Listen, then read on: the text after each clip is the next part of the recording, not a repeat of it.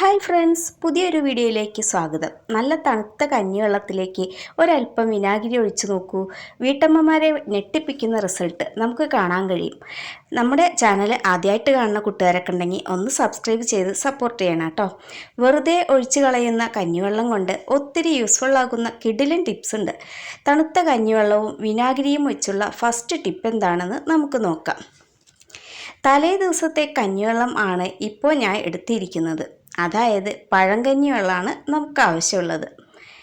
ചൂട് കഞ്ഞിവെള്ളത്തിനെ അപേക്ഷിച്ച് തണുത്ത കഞ്ഞിവെള്ളം ഒത്തിരി പോഷക ഗുണങ്ങളുണ്ട്. നമുക്കൊരു സ്പ്രേ ബോട്ടിലോ അല്ലെങ്കിൽ ഒരു ജ്യൂസിൻ്റെ കുപ്പി, ഏതെങ്കിലും ഒരു കുപ്പിയോ ആണ് നമുക്ക് ആവശ്യമുള്ളത് കേട്ടോ ഇതിനായിട്ട്. അപ്പോൾ നമ്മളൊരു ലിക്വിഡാണ് ഉണ്ടാക്കാൻ പോണത്. കുപ്പീൻ്റെ അടപ്പിൽ നിറയെ ഹോളൊക്കെ ഇട്ടിട്ടുണ്ട്. സ്പ്രേ ബോട്ടിലാണെച്ചാൽ ആ സ്പ്രേയർ മതി.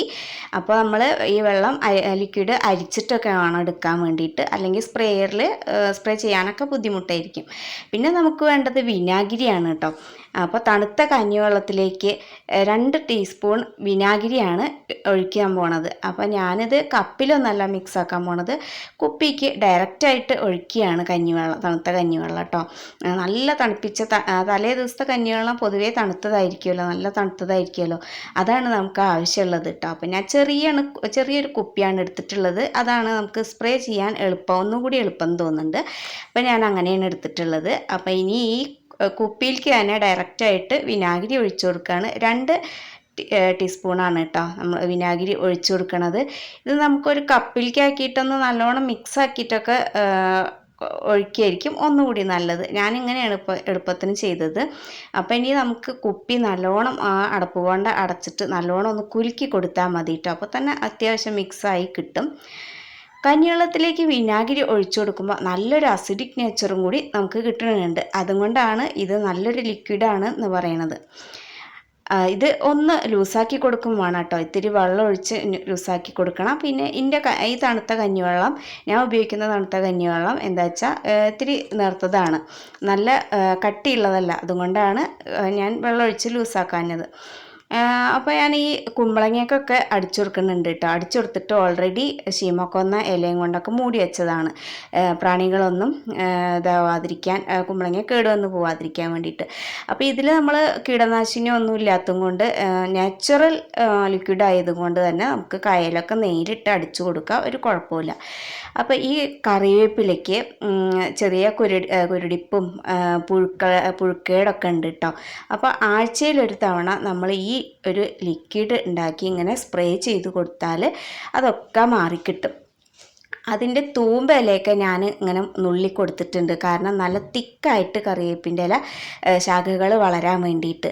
അപ്പോൾ ഈ ഒരു കറിവേപ്പിലൊക്കെ നല്ല കേടുണ്ട് കേട്ടോ ഇലയ്ക്കൊക്കെ. അപ്പോൾ പുതിയ വന്ന ഇലകൾ മാത്രമേ നല്ലതുള്ളൂ. അപ്പോൾ ഈ സ്പ്രേ ഞാൻ ആദ്യമായിട്ടാണ് ചെയ്ത് കൊടുക്കുന്നത് കറിവേപ്പിലേക്കൊക്കെ. ബാക്കിയുള്ളതിനൊക്കെ ഞാൻ ചെയ്ത് കൊടുക്കലുണ്ട്. അപ്പോൾ ഞാൻ കറിവേപ്പിലേക്ക് മാത്രമല്ല കേട്ടോ, നമ്മൾ പയറിൽ ഈ കുരുടിപ്പും ഇല ചുരുട്ടിപ്പുഴു, മുന്ന, ചാഴി ഇങ്ങനെയുള്ള ജീവികളുടെയൊക്കെ ശല്യം നമ്മുടെ പയറിലൊക്കെ ഉണ്ടാവും അല്ലേ.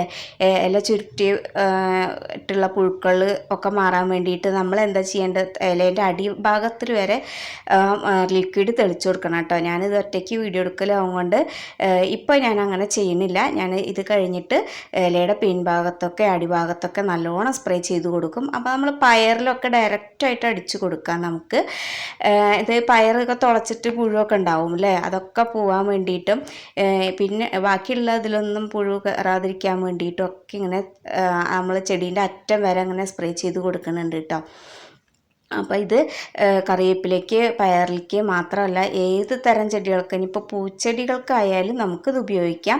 വഴുതനങ്ങയിലൊക്കെ കണ്ടില്ലേ, വഴുതനങ്ങ ചെടിയിലൊക്കെ നിറയെ പുഴുക്കൾ തന്നെ ഉണ്ട് കേട്ടോ. അപ്പോൾ പുഴുള്ള ഭാഗമൊക്കെ ഇനി എനിക്ക് മുറിച്ച് കളയണം. ആ ഇലകളൊക്കെ കളഞ്ഞിട്ട് ഞാൻ ഒന്നുകൂടി സ്പ്രേ ചെയ്ത് കൊടുക്കുന്നുണ്ട് കേട്ടോ ഈ വീഡിയോ എടുക്കൽ കഴിഞ്ഞിട്ട്.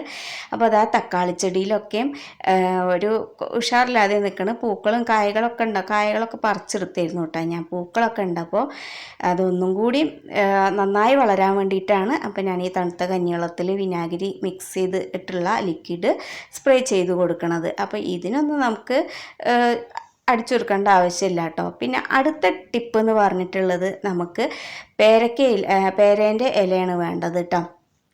അതിൽ നമ്മൾ നല്ല തൂമ്പയിലയല്ല ഉപയോഗിക്കുന്നത്, നല്ല മൂത്ത ഇലയല്ല ഉപയോഗിക്കുന്നത്. അതിൻ്റെ ഇടത്തരം ഇലകൾ എടുക്കണം. അതിൽ അത്യാവശ്യം ഇത് നമുക്ക് എന്താ പറയുക, നീര് കിട്ടണം കേട്ടോ.